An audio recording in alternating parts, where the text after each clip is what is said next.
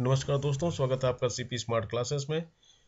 दोस्तों, इस वीडियो में मैं आपको बताऊंगा कि एसएससी एमटीएस टायर 2 के एग्ज़ाम में आपको क्या करना है और क्या नहीं करना है, जिससे आपके नंबर अच्छे आएँ और आप सेलेक्ट हो पाएँ। तो दोस्तों, आइए शुरू करते हैं।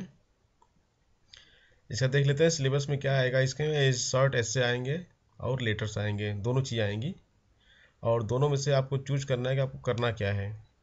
आपको ऐसे लिखना है या लेटर लिखना है, ये आपके ऊपर डिपेंड करता है। आप कोई भी चीज़ लिख सकते हैं।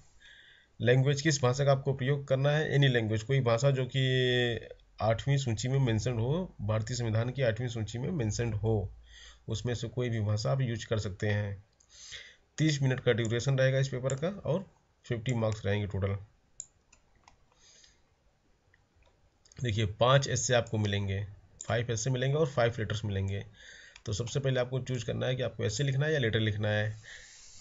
जब आपने ये चूज कर लिया कि आपको ऐसे लिखना है या लेटर लिखना, आपके माइंड में आ गया, मान लीजिए आपको लेटर लिखना है, तो आपके पास लेटर के भी 5 ऑप्शंस मिलेंगे और ऐसे अगर आपको लिखना है तो वहाँ भी 5 ऑप्शंस मिलेंगे। उन 5 में से कोई एक जिसमें आप कंफर्टेबल फील कर रहे हो, जिस पर आप अपने विचार बहुत अच्छी तरीके से रख सकते हैं, उसको आपको सिलेक्ट करना है और उसके ऊपर आपको लिखना है। अब हम बताते हैं आपको कि क्या आपको करना है एग्जामिनेशन हॉल में, क्या नहीं करना है। देखिए, सबसे पहले तो आपकी राइटिंग बहुत अच्छी होनी चाहिए, साफ़ सुथरी और क्लियर राइटिंग होनी चाहिए, क्योंकि first impression is last impression, आप सभी लोग जानते हैं। और राइटिंग जैसे ही आपकी कॉपी एग्जामिनर के सामने आएगी, अगर आपकी राइटिंग साफ़ सुथरी और क्लियर लिखी हुई है तो उसका एक बहुत अच्छा इंप्रेशन पड़ जाएगा। अगर आपका हैंड राइटिंग गंदी है और राइटिंग ठीक से पढ़ने में नहीं आ रही है तो उसका इंप्रेशन दूसरा पड़ता है। इसके बाद आपको एक ब्लॉक में एक बॉक्स में एक वर्ड ही केवल लिखना है। आपको जैसे ग्राफ की कॉपी होती है ना, उस तरह से बड़े बड़े ब्लॉक वाली कॉपी मिलेगी और हर एक ब्लॉक में आपको एक वर्ड लिखना है। एक ब्लॉक में 2-3 वर्ड नहीं लिखने आपको, तो इस पे विशेष ध्यान दें आप।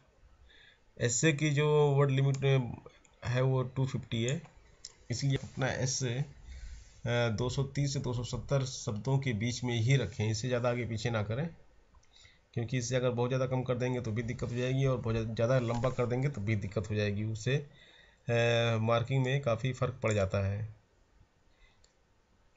स्ट्रॉन्ग स्टार्टिंग एंड एंडिंग, ऐसे अगर आप लिख रहे हैं तो आपकी जो स्टार्टिंग है वो बहुत स्ट्रांग होनी चाहिए, दमदार स्टार्टिंग होनी चाहिए, जिससे कि आप लोगों को जो भी ऐसे है, ऐसे का जो विषय है, विषय वस्तु को पहले आपको सबसे पहले पैराग्राफ में उसके बारे में ही एक्सप्लेन करना है।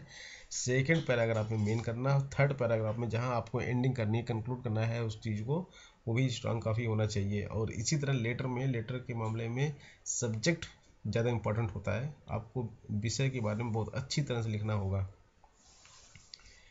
स्लोगन और कोट्स का यूज आप करके अपने मार्क्स बढ़ा सकते हैं, बहुत ज़रूरी हैं स्लोगन्स एंड कोट्स।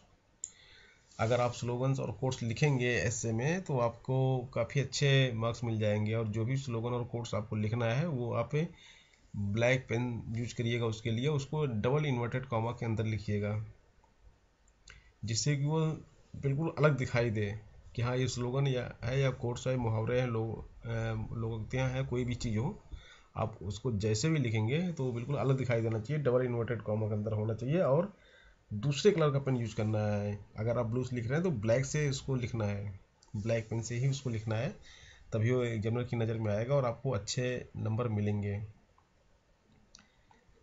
अब आपको क्या नहीं करना है, किसी भी प्रकार की कोई भी कटिंग आपको नहीं करनी है, क्योंकि अगर आपने कटिंग किया तो एग्जामिनर का नज़र तुरंत उसके ऊपर पड़ेगी और आपके नंबर कम हो जाएंगे। अगर आप मान लीजिए आपने छोटी मोटी कोई गलती कर भी दी है तो उसको आप इग्नोर करके आगे बढ़ जाए, उसको काटिए मत वहाँ पे, क्योंकि आप काटेंगे तो तुरंत उसके ऊपर नज़र पड़ेंगे, नहीं काटे रहेंगे तो उसके अंदर छिपा रहेगा, वो उसको जल्दी जल्दी चेक करते हैं एग्जामिनर लोग, इतना टाइम नहीं होता उनके पास, बहुत कम टाइम रहता है आपकी कॉपी चेक करने के लिए, इसलिए वो उसके ऊपर उनका ध्यान नहीं जाएगा। अगर आपने काट दिया तो पक्का 100% ध्यान उसके ऊपर जाना है, किसी ने कटिंग की है। Do not right out of topic, topic के ऊपर ही लिखें। टॉपिक से ये नहीं कि हमको 200 शब्द पूरे करने हैं, 250 शब्द पूरे करने हैं तो टॉपिक के बाहर की चीज़ें भी उसी में आपको जो भी याद आ रहा है आप उसमें लिखते लिखते चले जाएं, ऐसा नहीं करना है आपको। टू द पॉइंट लिखना है, टॉपिक के ऊपर ही लिखना है, इससे आगे पीछे कुछ नहीं लिखना है। Do not right anywhere, do not right your name anywhere. अपना नाम आपको तो कहीं भी नहीं लिखना है, अपना नाम जो है आपको कहीं भी नहीं लिखना है, इस ना लेटर में ना एस्से में। ये गलती कभी नहीं करिएगा कि अपना नाम आप कहीं लिख दें। अक्सर लोग लेटर लिखते समय गलती कर देते हैं, भाव दिए लिखते हैं, आपका शुभ चिंतक नीचे अपना नाम डाल देते हैं, और नाम डालने के चक्कर में ही आपकी कटिंग एक हो जाएगी। आपने मान लीजिए गलती से आपने नाम डाल दिया, फिर काटेंगे उसको, तो इसको आपको अवॉइड करना है, इससे आप बचिएगा। अब दोस्तों बाकी ये रहती है कि कट ऑफ कैसे जाएगा। कट ऑफ के लिए दोस्तों ऐसा है कि बहुत से लोग कह रहे हैं कि नहीं ये तो केवल क्वालिफाइंग नेचर का पेपर होता है, इसमें कट ऑफ वगैरह कुछ नहीं होता है। ऐसा नहीं है। ये देखिए मैं 2013 का मैंने इसमें कट ऑफ अनरिजर्व का गया था 25 नंबर गया था, 40 नंबर गया था 2014 में, तो इसका कट ऑफ जाता है। आखिर वो अगर क्वालिफाइंग कर देंगे तो फिर बहुत ही ज़्यादा लोग क्वालिफाई हो जाएंगे। क्वालिफाइंग का ही कट ऑफ रहता है ये, मतलब 40 नंबर, अगर जनरल कैंडिडेट के 40 नंबर जिनके हैं उन्होंने कट ऑफ क्वालिफाई किया है, क्वालिफाई पेपर जो किया है, जिसके 40 नंबर्स हैं उन्होंने ही केवल क्वालिफाई किया, बाकी उससे कम वालों ने उस एसएससी टाइप 2 के डिस्क्रिप्टिव एग्ज़ाम को क्वालिफाई नहीं किया है। अब उनके मेरिट में रिटर्न में चाहे 150 में से 145 नंबर ही क्यों ना हो, उनकी कॉपी उनकी मतलब रिटर्न टायर 1 का पेपर जो है मेरिट के लिए शामिल नहीं किए जाएंगे। और जिसके 40 नंबर होंगे, 40 से इससे ज़्यादा नंबर होंगे, जिनके टायर 2 में 2014 की बात मैं कर रहा हूँ और 2013 की बात कर, 13 के लिए 25 नंबर थे और 14 के लिए 40 नंबर थे।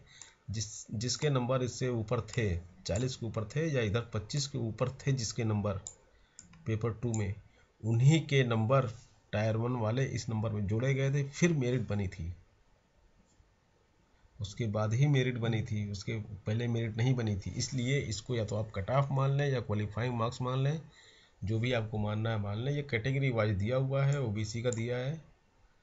देखिए 2013 में 23 था, जो 14 वाले एग्ज़ाम में 38 हो गया था, इधर 20 था एससी का, 35 हो गया था, 18 से 22 हो गया था। ये बढ़ गए हैं, सारे कट ऑफ बढ़ गए हैं। देखिए क्वालिफाइंग मार्क्स सारे बढ़ गए हैं। इसलिए मेरे एक्सपेक्टेशंस के हिसाब से इस बार तो क्वालिफाइंग जो मार्क्स होने चाहिए वो ये होने चाहिए। अगर आपको एमटीएस में सेलेक्ट होना है तो आपको इतने नंबर लाने ही लाने हैं। जनरल कैंडिडेट का बेस मान लीजिए, इसी के बाद सबके कुछ नंबर आगे पीछे कम रहेंगे। ये ओबीसी का है और ये एससी का है, 37 नंबर एससी का, एसटी का 33 नंबर, ओबीसी का 40 नंबर और जनरल का 41 नंबर। अगर आपके समझ लीजिए मोटा मोटा अनुमान लगा लीजिए, अगर आपको 40 नंबर के आसपास आपको लाने ही लाने हैं 40 नंबर, आप अपने एस्से आप ऐसा लिख रहे हैं, लेटर ऐसा लिख रहे हैं जिसमें 50 नंबर का पेपर हो और आपको 40 नंबर लाना ही लाना है, तो सोचिए आपका एस्से और लेटर किस लेवल का होना चाहिए।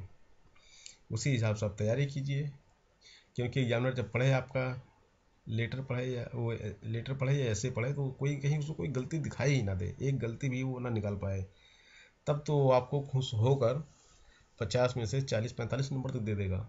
अगर 40-45 नंबर आप दे दिया तो आप फिर मेरिट में आ गए। अगर उसको समझ में नहीं आया तो 20-25 नंबर पकड़ा देगा आपको, तो 20-25 नंबर में तो आपकी मेरिट समझ लीजिए आप क्वालिफाई नहीं कर पाए, टायर 2 का कट ऑफ क्वालिफाई नहीं कर पाए। और 33% जो लोग कह रहे हैं, 33% मतलब होता है केवल 17 मार्क्स, 50 में 17, तो 50 में 17 तो आप किसी भी तरह का लेटर आप लिख दीजिए आपको मिल ही जाएंगे। लेकिन ऐसा है नहीं, आपको 40 के आसपास नंबर लाने होंगे। तो इसलिए दोस्तों आप लोग लेटर और एस्से दोनों बहुत ही अच्छा लिखिए, जिससे आपको ये क्वालिफाइंग मार्क्स जितने भी दिए गए हैं यहाँ पे ये सब आपको मिल जाए और आप मेरिट में जाकर सेलेक्ट हो पाएँ। और धन्यवाद दोस्तों। अगर आपको वीडियो अच्छा लगे तो इसको आप शेयर करें और लाइक लाइक करें। अगर आपने मेरे चैनल को अभी तक सब्सक्राइब नहीं किया है तो इसको सब्सक्राइब कर लें, आपके लिए यूजफुल चैनल है।